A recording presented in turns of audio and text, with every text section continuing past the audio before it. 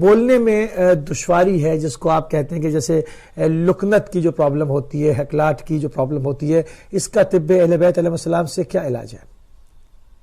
جی ہاں، یہاں پر بھی جامع امام رضا علیہ السلام کے موضع دیکھے گئے ہیں.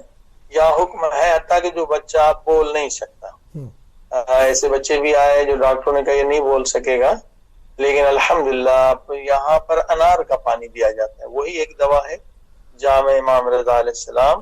اور انار کے پانی کے ساتھ بچے کو، بچہ چھوٹا ہے بڑا ہے تو پوری جو گولی چھوٹی ٹیبلیٹس کے برابر ہوتی ہے اسے کھلانا ہوگا رات کے وقت.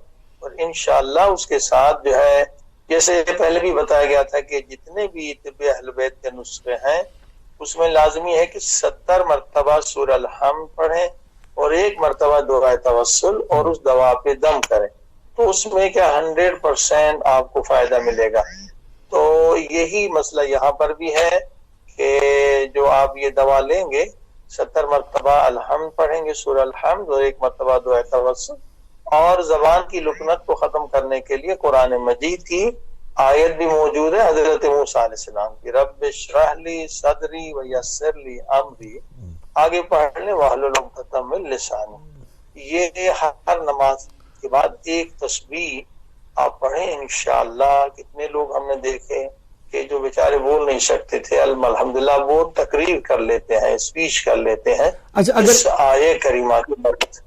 بچے کے لیے کوئی عمل کر رہا ہے تو اس کے پیرنٹس میں سے، ماں باپ میں سے کوئی عمل کر سکتا ہے، کیونکہ بچہ اگر چھوٹا ہے تو وہ خود نہیں پڑھ سکتا، تو اس کی وجہ اس کے لیے ماں باپ یہ عمل کر سکتے ہیں؟ بالکل کر سکتے ہیں. وہ پانی پہ دم کر کے وہ پانی بچے کو پلا دیں، اور یہ آیت بھی لکھ سکتے ہیں کہ یہ آیت زعفران کے ساتھ لکھ کر اور پھر اس پہ دم بھی کریں تسبیح، اور زمزم کا پانی یا گلاب کا پانی وہ اس بچے کو پلا دے تو انشاءاللہ اس میں بھی فائدہ ہو. صحیح. اچھا جو آپ نے اس میں ایک چھوٹا سا ایک اسکور کھول لوں تاکہ لوگوں کو ابہام ختم ہو جائے، جو آپ نے کہا کہ جامع امام رضا کی گولی انار کے جوس کے ساتھ، انار کے پانی کے ساتھ دینی ہے. اگر بچہ گولی کھانے کا قابل نہ ہو تو انار کے جوس میں اس کو ڈائلوٹ کر لیا جائے، بالکل اس کو مکس کر لیا جائے، اس کے بعد اس کو پلا دیں تو ایسے چلے گا؟ جی بہت اچھا.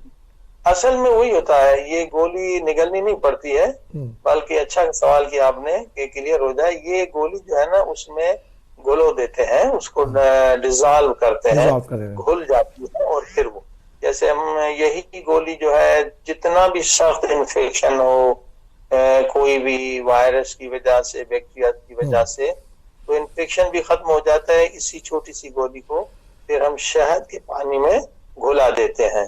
تو ایسے نہیں لینا ہے، اس کو گھلا کر پی لینا ہے پانی. جی ٹھیک ہے.